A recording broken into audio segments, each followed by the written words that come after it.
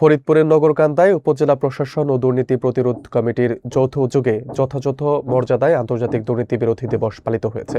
দিবসটি উপলক্ষে উপজেলা হলরুমে দুর্নীতি দমন ও প্রতিরোধে করণীয় শীর্ষক আলোচনা সভা অনুষ্ঠিত হয়। এই সভায় সরকারি কর্মকর্তা, শিক্ষক, সাংবাদিক, সুধীজন ও শিক্ষার্থীরা দুর্নীতির কুফল ও প্রতিরোধমূলক পদক্ষেপ নিয়ে আলোচনা করেন। বিস্তারিত থাকছে শফিকুল ইসলাম মন্টুর প্রতিবেদনে। মঙ্গলবার ফরিদপুরের নগরকান্দায় আন্তর্জাতিক দুর্নীতি বিরোধী দিবস 2025 যথাযোগ্য মর্যাদায় পালিত হয়েছে। দিবসটি উপলক্ষে উপজেলা হলরুমে উপজেলা প্রশাসন, উপজেলা দুর্নীতি প্রতিরোধ কমিটির যৌথ আয়োজনে দুর্নীতি দমন ও প্রতিরোধে করণীয় শীর্ষক একটি আলোচনা সভা অনুষ্ঠিত হয়। নগরকান্দা উপজেলা নির্বাহী অফিসার ইউএনও জনাব মেহেরাজ শারবিন এই অনুষ্ঠানে প্রধান অতিথি হিসেবে উপস্থিত ছিলেন। সহকারী কমিশনার জনাব আফরোজা হক তানিয়া বিশেষ অতিথি হিসেবে আলোচনা সভায় অংশ নিয়েছিলেন। অনুষ্ঠানটিতে সভাপতিত্ব করেন উপজেলা দুপ্রকের সভাপতি জনাব মোহাম্মদ মুজিবুর রহমান এবং এটি সঞ্চালনা করেন দুপ্রকের সদস্য রুজিয়া আক্তার।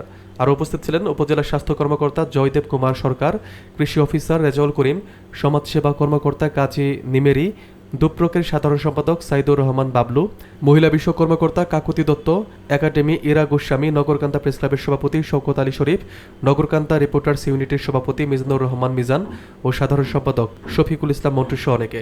আলোচনার সভায় সরকারি কর্মকর্তা, শিক্ষক, সাংবাদিক, সুধীজন ও বিভিন্ন শিক্ষা প্রতিষ্ঠানের শিক্ষার্থী সহ নানা শ্রেণী পেশার মানুষ অংশগ্রহণ করেন। বক্তারা সেখানে দুর্নীতির কুফল, তা প্রতিরোধের জন্য করণীয় পদক্ষেপ এবং সেবা গ্রহণের স্বচ্ছতা নিশ্চিতকরণের বিষয়ে তাদের মতামত তুলে ধরেন। আয়োজকদের পক্ষ থেকে জানানো হয় যে দুর্নীতি প্রতিরোধে জনসচেতনতা বাড়াতে নিয়মিত ক্যাম্পেইন, স্কুল ভিত্তিক সততা কমিটি সক্রিয়করণ ও অনিয়ম বিরোধী মনিটরিং জোরদার সহ বিভিন্ন উদ্যোগ চালিয়ে যাওয়ার অঙ্গীকার ব্যক্ত করা হয়েছে। অনুষ্ঠান শেষে অতিথিরা দুর্নীতিমুক্ত সমাজ গঠনে সম্মিলিত প্রয়াস অব্যাহত রাখার আহ্বান জানিয়েছেন। খারাপ লাগতো জন্ম থেকেই ঘুষ অর্থাৎ দুর্নীতি। তবে মনে করি বাংলাদেশ একটি সুখী সমৃদ্ধশালী দুর্নীতিমুক্ত বাংলাদেশ হবে। দুর্নীতির বিরুদ্ধে প্রতিরোধ গড়ে তোলার জন্য যে আমাদের মুখ্য যে আমাদের অস্ত্র, সেটা আমি বলবো আমাদের তরুণ প্রজন্ম। আমাদের তরুণ প্রজন্ম অনেক প্রযুক্তি নির্ভর, আমাদের তরুণ প্রজন্ম অনেক সচেতন। আমি বলবো দুর্নীতি প্রতিরোধের জন্য শুধুমাত্র আইন প্রয়োগই যথেষ্ট না, তার সাথে দরকার আমাদের সচেতনতা, সততার চর্চা। আমরা যদি ঘরে ঘরে সততার চর্চা গড়ে তুলতে পারি, তাহলে আমাদের এই যে দুর্নীতি বিভিন্ন জায়গায় বলা হচ্ছে, এই বিষয়গুলো অনেকখানি আমাদের কমে আসবে যদি আমরা আমাদের মধ্য থেকে সচেতন হই।